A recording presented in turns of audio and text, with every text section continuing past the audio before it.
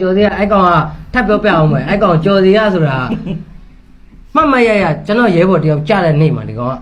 ်ကကဲတဲ့ငါလာခြင်းလို့တဲ့အခုအောင်စုရဲ့ဇက်ဆရာနော်မန်နေဂျာဇက်ဆရာဒီကောင်ကကဲတဲ့ငါလာရင်အေးလာခဲ့လို့ကျွန်တော်ကလမ်းကြောင်းစီစဉ်ပေးတယ်ကျွန်တော်ရေးထားရှိမှတာဝန်ထမ်းဆောင်နေတော့မင်းလာခဲ့တောင်ကူတီရောက်အောင်လာခဲ့ရောက်အောင်လာတယ်လာပြီးတော့ကျွန်တော်ကလည်းရဲဘော်တွေကျွန်တော်ရဲဘော်တယောက်ကြားတော့ကျွန်တော်နာရေးကိစ္စနဲ့အလုပ်ရှုပ်တော့အဲ့ဒါနဲ့တယောက်ပြီးလိုက်တယ်ဒီဘိုင်ဘာဖုန်းနံပါတ်ဆက်သွယ်ပြီးပါဒါကတော့တပင်အတွက်တန်မိုးရှိတဲ့လူတယောက်လာမယ်တို့တော်လိုင်းတဲ့အဲ့တော့ဝိုင်းဝန်းသူ့အတွက်သူဒီတော်လိုင်းကိုကောင်းကောင်းထောက်ကူပြုမယ်ဆိုပြီးတော့ကျွန်တော်ကယုံကြည်နဲ့ခေါ်တဲ့အချိန်မှာနှစ်မာလို့ကဖုံးမှာဘလို့ထွက်ပြေးသွားအဲ့ကြော်စရာကိုကျွန်တော်တွေ့တိုင်းအခုကိုနန်းဝင်းလို့တင်တယ်မြန်မာသားရှန်တွန်းတယ်ကျွန်တော်ဝင်ဆဲတာအဲ့ကောင်ကိုပြောတယ်အခုအောင်စပူလို့ထိရင်ဒီကောင်မခံဘူးဒီကောင်အောင်စပူထိရင်မခံဆိုဒီကောင်ထမင်းငံပါလေဒီကောင်လေးကဒါနဲ့ပဲလှုပ်ရှားတာအဲ့တော့ဒီကောင်လေးဒီအဲ့ကောင်မမနေလဲဆိုတော့ဒီကောင်လေးရဲ့မျိုးရိုးရှိတယ်ဒီကောင်လေးကကန်ထရိုက်ခရမ်းသုံးကကန်ထရိုက်ခရမ်းသုံးကမှာကန်ထရိုက်လောက်တယ်အဲ့ကနေပြီးတော့တောက်လျှောက်အခုခရမ်းသုံးကမှာပြည်သူလူထုတွေဘလောက်ခက်ခဲနေတယ်တော်လိုင်းအရာစုတွေဘလောက်ကြက်တယ်နေဒီကောင်အဲ့ဒါကြီးကိန်းမဆိုင်ပဲနဲ့ပြည်သူကိုအနိုင်ကျင့်တာအဲ့တော့ဒီကောင်ကြော်စရသည်ပြည်သူကိုလုံးဝဂယုမဆိုင်ပဲနဲ့သူ့တဖို့တဲ့အတွက်ကြည့်တဲ့ကောင်ဆိုတာကျွန်တော်ရေးရေးပြောရတယ်ဟိုကောင်ကကြတော့ဗာလားကြောက်တန်းသားအောင်စပူနာမည်ကအေးမင်းဦးဒါကျွန်တော်ညီပါဒါအတူတူကခဲ့တာရဲမိုးထဲမှာဒီကောင်လေးဘာမှမဟုတ်သေးဘူး။အဲ့အောင်ဒီဟာဝက်ဆိုတာအစားကျွန်တော်သင်ပေးလာဒါပေမဲ့ဒီလိုကာလရောက်တဲ့အချိန်မှာကျွန်တော်ဒါကြီးမပြောချင်ဘူး။ကျွန်တော်ပြောချင်တာဒ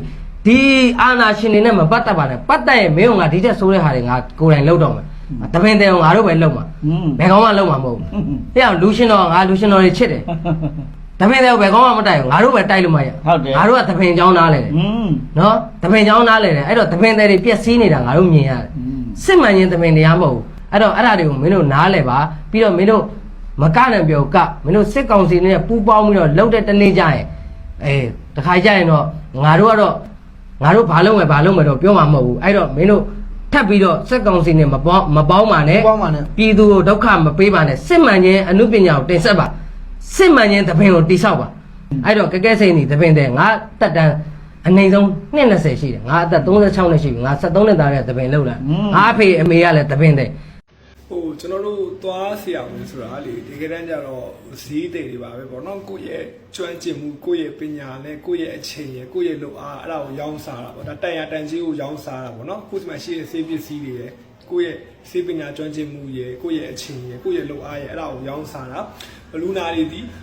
ကိုမလင်းပြောကိုယ့်ရဲ့ customer တွေပဲ customer တွေဖြစ်တဲ့အရောက်ပေါ့ customer နဲ့Titan နဲ့process မှုရှိရမှာပေါ့နော် customer is always right ဆိုတဲ့စကားလည်းရှိနေတာဟုတ်ဆိုတဲ့ခါကျတော့လူနာရင်လို့ကိုပြန်ရှင်းလို့မရဘူးလူနာရိုင်းနေအဲ့ကိုပြန်ရိုင်းလို့မရဘူးဒါကို customer is always right ပဲကိုကစကားရင်ကြည်လေးနဲ့ဖြည့်ရှင်းလို့ရတယ်နီလန်နေအများကြီးပဲပေါ့ကျွန်တော်ဆိုလို့ရှိရင်လည်းကျွန်တော်တို့စပြီးစီကံဖွင့်တော့ရှင်းပြောရင်ရက်ွက်ထဲကစပင်းရက်ဆိုင်တာစီကံလေးမှာဖွင့်ထားတာဆိုတော့လူရန်သားတွေမျိုးစုံလာတယ်အခြေခံလူရန်သားမျိုးစုံလာတဲ့ခါကျတော့သူတို့ကတော့ intentionally ပေါ့နော်တကယ်ကိုရိုင်းနေလို့ရိုင်းတာတော့မဟုတ်ဘူးဒါပေမဲ့သူတို့ရဲ့အပြောဆိုမှုရအဆက်ဆံလေးတွေကတခါလေမထင်မှတ်ဘဲနဲ့ရင့်သွားတာမျိုးလေးတွေရှိတတ်တယ်ဒါပေမဲ့ဒါတိခံပါပဲသူတို့ရိုင်းနေလို့ရိုင်းနေဆိုတော့ဒါကိုကတိခံမယ်ဝတ္တရားရှိတယ်ဘာလို့ကိုက service provider လေသူက customer လေနောက်တစ်ခုကထည့်စဉ်းစားမယ့်အချက်ကဘလောက်ပဲသဘောကောင်းတဲ့စိတ်ရင်းကောင်းတဲ့အပြောကောင်းတဲ့လူပဲဖြစ်နေပါစေသူစိတ်တူနေတဲ့နှစ်ချိန်ရှိတယ် right ချိန်ကတော့သူဘိုက်စာနေဘယ်သူမှသိမခတ်တော့စိတ်တူတယ်နောက်တစ်ချက်ကကျတော့ဒီနေမကောင်းတဲ့အချိန်စိတ်ကကြည်မှာမဟုတ်ဘူးလေအဲ့ဒါကိုနားလည်ထားမယ်ကိုစီလာတဲ့လူနာတွေအကုန်လုံးပျော်ပြီးလာတဲ့လူတယောက်မှမပါဘူးသွားနာတယ်သွားကြိုက်တဲ့လူတွေကများတာဟုတ်အဲ့လိုချိန်ဆိုဘယ်တော့ပဲတီးခံတဲ့လူပဲသဘောကောင်းတဲ့လူပဲဖြစ်ဖြစ်အဲ့ချိန်မှာတော့လာမပြောနဲ့တီးခံခြင်းမှာမဟုတ်ဘူးဆိုတဲ့ခါကျတော့အခုဘာလို့အဲ့စကားပြောတော့ဆိုတော့ခါကျအခု Facebook ပေါ်မှာ TikTok ပေါ်မှာဟိုလေးတူဖြစ်နေတာဆရာဝန်နဲ့လူနာနဲ့ပြဿနာတွေတက်ကြတယ်ပေါ့နော်ဆရာဆွဲမယ်တွေပါလိဖြစ်ပေါ့နော်အသက်မဖြတ်မယ်ရိုက်မယ်နှက်မယ်တွေပါလိဖြစ်တော့ဘယ်သူမှလည်းမှန်တယ်တော့မပြောလို့ဘူးဒါပေမဲ့ကျွန်တော်တို့မြန်မာအတိုင်းဝိုင်းမှာတော့ဒီဟာနဲ့ဒီဆရာဝန်နဲ့လူနာဆက်ဆံရေးမှာလွဲနေရလေးတွေတချို့ရှိတယ်လို့ကျွန်တော်ပြောပြတာပါဘယ်သူဘက်ကမလိုက်ပြောတာမဟုတ်ဘူးအများနဲ့သတိထားမယ်စကားတွေရှိသည်လူနာဒီ customer ကိုဒီ service provider